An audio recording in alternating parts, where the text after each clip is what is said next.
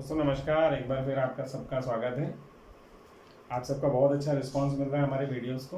बहुत अच्छे लाइक्स और सब्सक्राइबर्स भी बढ़ रहे हैं और व्यूज़ बहुत अच्छे आ रहे हैं, तो ऐसे ही सहयोग जारी रखिए। टमाटर की सीरीज़ को हम आगे बढ़ाते हैं, एक और विषय पे चर्चा करते हैं। जब आपने टमाटर का पौधा खेत में लगाया तो हमसे किसान पूछने लगते हैं, सर खाद कब देना, खाद कब देना है। वो एकदम उनकी सहन शक्ति जवाब दे जाती है जब हम उनको बोलते हैं कि अभी थोड़ा सा रुकिए, उसके बाद शुरू करेंगे।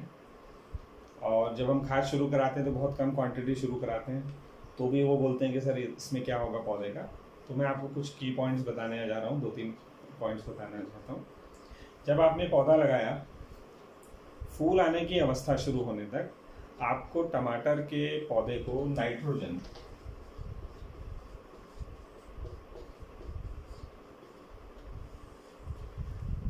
बहुत कम मात्रा में देना होता है।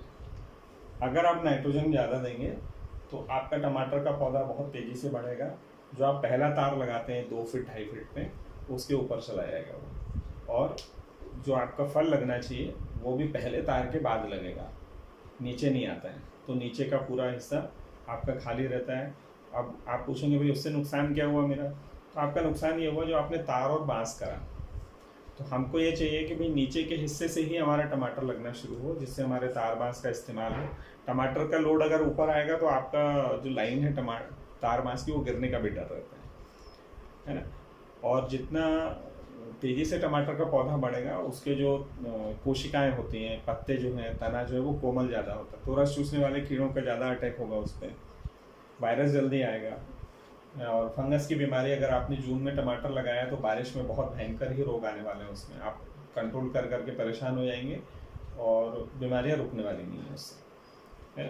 तो आपको ये ध्यान रखना है, शुरुआती अवस्था में फूल आने के पहले तक आपको नाइट्रोजन का स्तर बहुत कम रखना है। इसके बाद अब आप देखेंगे जो टमाटर में फूल के गुच्छे आते हैं, उसको वैज्ञानिक भाषा में ट्रस बोला जाता है।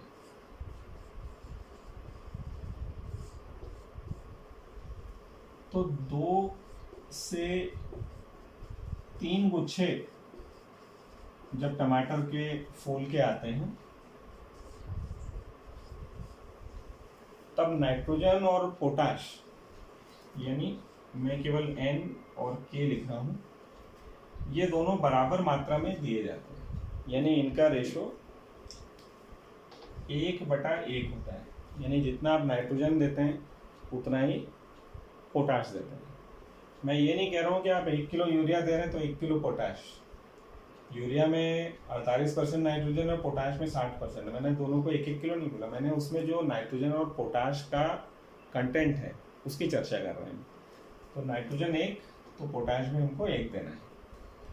अब जब फल सेट होने की अवस्था शुरू होती है, यानी फल बनना शुरू हो गए फूल से, तो ये रेशो धीरे धीरे बदलता है।